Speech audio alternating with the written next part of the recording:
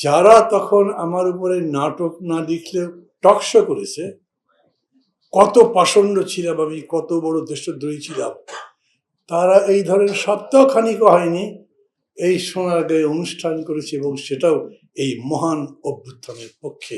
ওনার যে কত কত ভূমিকা ছিল সেগুলো বলেছেন। দেশটা বিচিত্র, সেলুকাসকে বিচিত্র দেশ আলেকজান্ডার বলেছিল না, এরকম অনেক আছে। সেই যে একটা ভালো লেখা লেখলেন মাহফুজ ভাই, তারপরে কিন্তু আমাদের নিউজ বা আমার নিউজে খুব বেশি দিয়েছেন তা না। তখন আবার মতি ভাই নিউজ দিতেন আমাদের, ভালো লাগতো। মানে আমাদের কথা লিখলেন, নিজের কথা লিখলে ভালো লাগে না সবার, আমার এরকম ভালো লাগতো। আবার তারপরে মেলা দিন ধরে করে নিউজই দেন, এখন তো দেয় না। এখন বরঞ্চ আমাদের নিউজ দেওয়ার চাইতে উনি মানে ভালো একটা ক্রিকেটারের বা ফুটবলারের নিউজ টিউজ দেন, দেখি আমি প্রথম আলোকে দেখি। তারপরেও আমি চাই প্রথম আলো, ডেইলি স্টারের মতো পত্রিকা কিংবা আরো অন্যান্য যতগুলো মিডিয়া আছে এগুলো জীবিত থাকুক। জুলাই আগস্টে যে অভ্যুত্থানটা হলো তার স্পিরিট প্রথম দিকে অনেকে বোঝেইনি।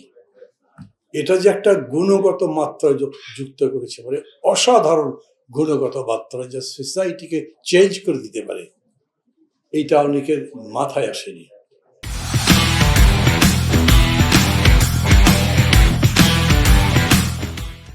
এই রকম করে অকাতরে যারা জীবন দিতে পারে তাদের মধ্যে ত্যাগের কত বড় মহান একটা আদর্শ ফুটতে থাকে, তা না বুঝতে পারলে আন্দোলন বোঝা যাবে কেমনি।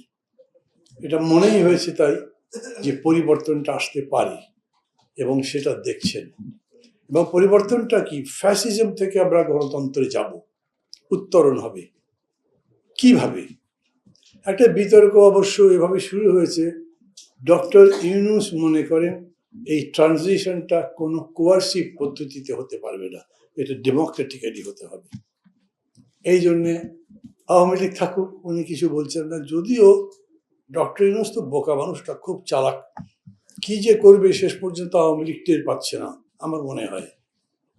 এই যে ইন্টারন্যাশনাল কোর্ট অফ জাস্টিসে যাচ্ছে না মামলাগুলো, ইন্টারন্যাশনাল কোর্ট অফ জাস্টিসে যাওয়ার পরে যদি মামলা অ্যাডমিট হয়, কোর্ট তো নিশ্চয়ই শেখ হাসিনাকেও তর্ক করতে পারবে, তারপরে দল থাকা মুশকিল।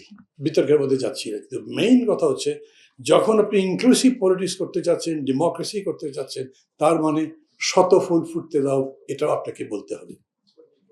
কোনো ওপিনিয়ন গ্যাপ করতে পারবেন না। Democracy is definitely a rule of majority, কিন্তু তার সঙ্গে সঙ্গে এটাও মানতে হবে যে মাইনরিটির ওপিনিয়ন কোনোটাই আপনি গ্যাপ করতে পারবেন না, গলা টিপে বাড়তে পারবেন না। প্রতিটি ওপিনিয়নকেই আপনার প্রকাশিত হতে দিতে হবে। সেই বিবেচনা থেকেই আমি মনে করি প্রথম আলো বলেন, ডেইলি স্টার বলেন, যে কোনো পত্রিকা বলেন, টেলিভিশন বলেন, অবাধ স্বাধীনতা দিতে হবে। চীনের পার্টি বের করেছিল শত ফুল ফুটতে গিয়ে যদি সব জঙ্গল জঞ্জাল হয়ে যায় তখন কি করবেন, কাটতে মুশকিল। আর গণতন্ত্র বলবে এই কাটাকাটি বা আগাছা সাফ করাটা প্রতিরোধ করেন এবং ওই শত ফুল ফুটতে দেওয়ার গাছটাকে জীবিত রাখেন, তাই করতে হবে। এবং সেই বিবেচনা থেকেই আমি খুব নির্দ্বিধায় বলতে চাই, প্রথম আলো আমার নিউজ না ছাপে, না ছাপুক, ইভেন ডেইলি স্টার আমার নিউজ না ছাপে, না ছাপুক, কিন্তু তাদের জার্নালিজমের মান যদি ভালো হয়, তারা যদি আমাকে বাদ দিয়ে সত্যটা প্রকাশ করতে চায়, এবং এই যে বিতর্ক হচ্ছে এত বড়, আমি আসলে জানি না, ধরেন যখন নতুন করে কনস্টিটিউশন লেখার স্টাইল ফিলিপিনে হয়েছে বা আমেরিকাতে যখন কনস্টিটিউশন লেখা হয়েছে, তখন ইন্টেলেকচুয়াল এক্সারসাইজটা কোন লেভেলে হয়েছে। ডেফিনেটলি এটা আমি এরকম শুনেছি যে আমেরিকাতে যারা যারা কনস্টিটিউশন লেখার কাজে সহায়তা করেছেন তাদের মধ্যে 3 জন মানুষ এই সাবজেক্টের উপরই পরে থিসিস করেছেন। এত লেখালেখি হয়েছে, জ্ঞানের চর্চা হয়েছে, ইন্টারাকশন হয়েছে, যেটাকে আমরা ডিসকোর্স বলি। এই ডিসকোর্সের জন্য আপনার নিশ্চয়ই মিডিয়ার অবাধ স্বাধীনতা লাগবে। এই ডিসকোর্সের জন্য নিশ্চয়ই যা মনে করেন তাই বলতে হবে।